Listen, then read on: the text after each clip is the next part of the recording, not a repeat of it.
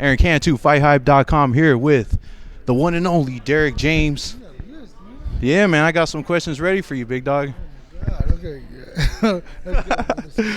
All right, man, you got Frank the Ghost Martin, 15-0, 11 knockouts, 135-pounder. He's going to fight Marinas on a short notice. What's the emphasis when your fighter has to take on a fight on short notice?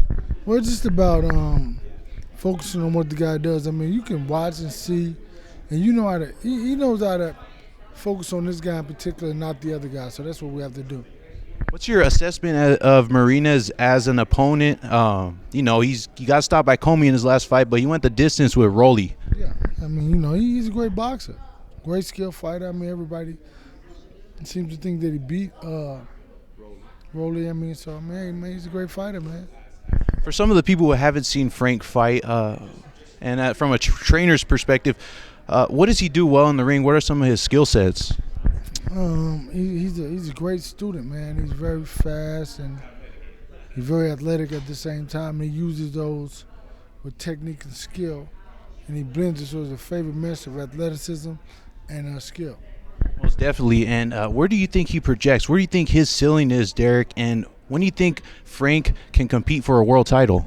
I think that his ceiling is like there's no top to that, no limit to that. But I think that it's all in the process. It's all we're constantly building, constantly developing.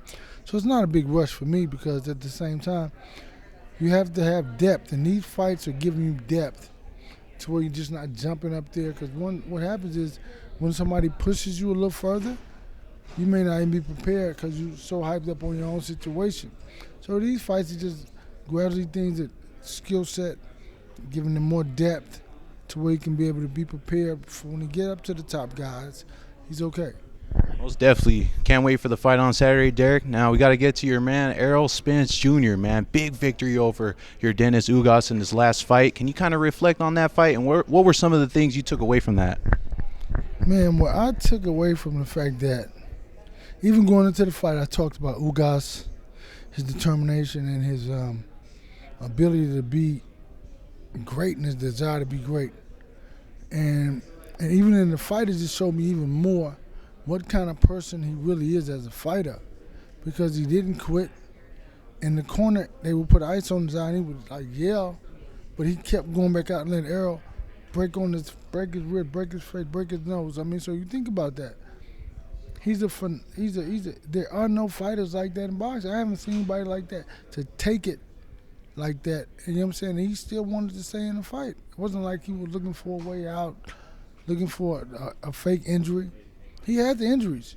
So what I take from that, man, he's a real fighter, man. He's a real guy. And listen, I don't know any fighters like that. I don't know anybody who can take that type of punishment and keep fighting. So, you know, old school fighter, mad respect. Was that Errol's most complete victory, the way he beat Ugas?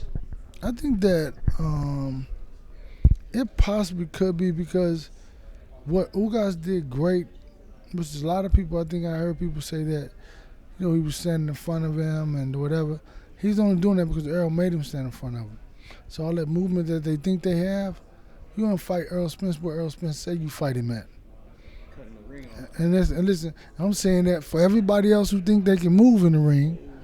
Listen, you're going to fight Errol Spence wherever Errol Spence say you're going to fight at. Well, if he say right here, that's where you're going to fight him at. You keep thinking, no, you're going to say, right where he say you're going to fight him at. All right, man, I'm going to challenge you, man, because that's what I do. So, you know, what if, you know, when he steps in there with Crawford, you know, Crawford's circling the ring, trying to stay on the outside, using his feints, his quickness. What's Errol going to do? He's gonna have to cut the distance.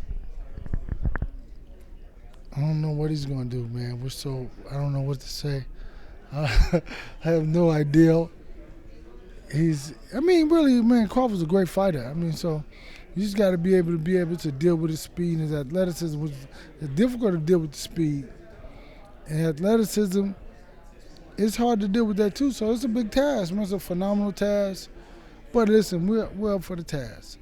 What I can say. No, really, I'm being honest. I mean, he's a tough fight, man. It's a tough fight for anybody to take. I mean, I think that you'll see. Most definitely. I mean, that's the fight everybody's clamoring for. Obviously, I mean, you've probably been bombarded with questions about Bud for the last 3-4 years. No, really. I mean, people have been, but it's even more present now because it's like really kind of can be really real. But no, that's okay, man. I mean, that's the game, man. That's what it's about. I think that in the past years it was premature because, like Errol said years before, I'm going to go get three belts, then I'm going to meet you with yours. So he basically did what he said he was going to do, and it wouldn't make sense, as I said earlier, for him to be fighting Bud Crawford for the unified championship of the world. Then the winner would have to go fight Ugas, right? No, it's got to be undisputed. So the only way it could be happen like that is what? Errol had to do what he needed to do. So everybody talking, nobody care about that, man. The votes, nobody care about that. Listen, because everybody just said what they said, going to have to eat it the night of the fight. Last question on that subject, Derrick. If Errol does fight Bud, which he probably will, and if he wins in emphatic fashion, where does that rank amongst the all-time greats in American welterweight history? Well, I think that what I'll say is that it'll rank him really high. But what I'll say, it'll rank him really high, man. I think that, he'd be up there. I mean, I can't say exactly where, but it'll rank him pretty high. Can't wait for that fight, man. You want me to say something, I'm not going to say it because I'm looking forward.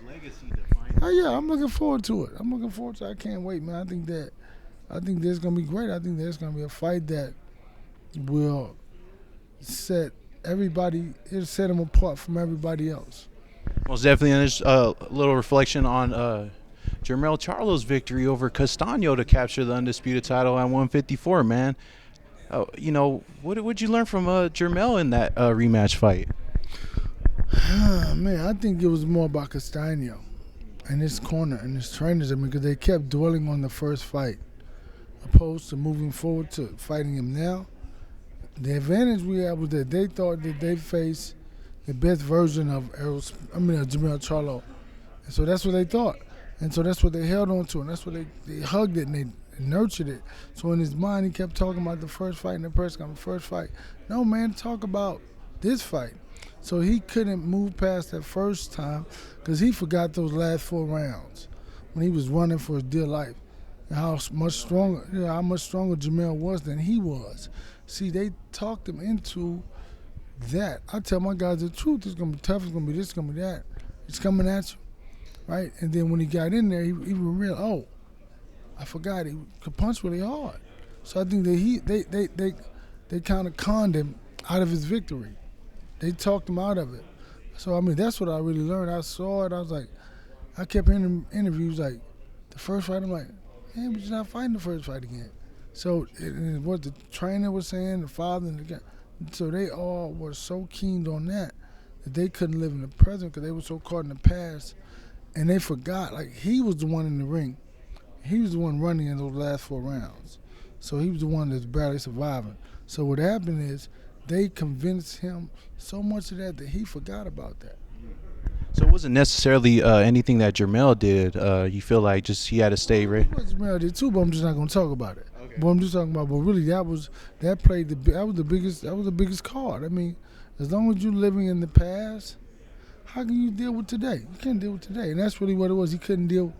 He was reminded when he was in the ring, and he basically succumbed to it. Boom, a punch to hook to hit him in the head.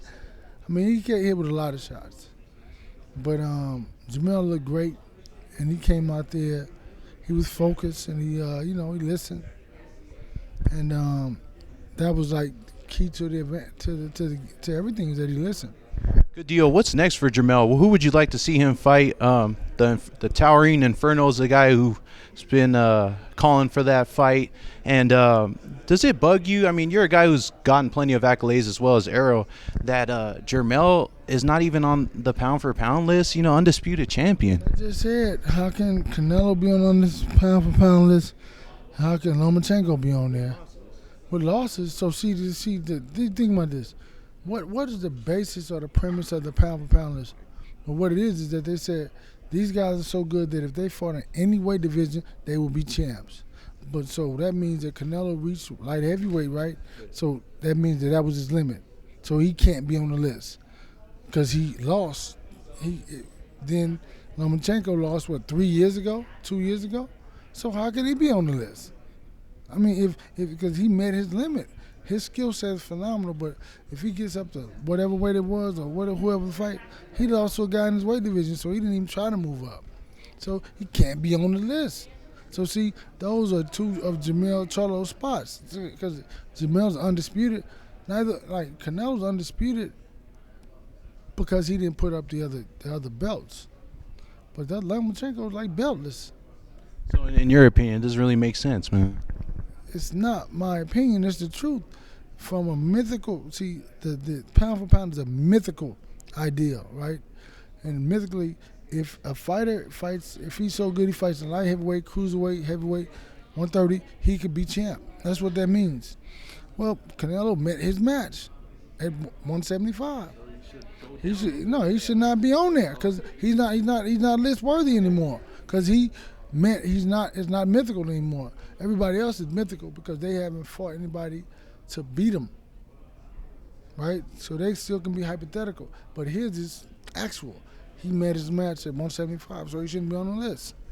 Good deal, Derrick. And what's your take on that potential fight? Jermell taking on the towering Inferno. I think I think somebody else is in front of him now. I don't know. I mean, it's a fight. I think that the guy's a good fighter. I never really watched him yet. I haven't looked at him. I think I've seen him fight once.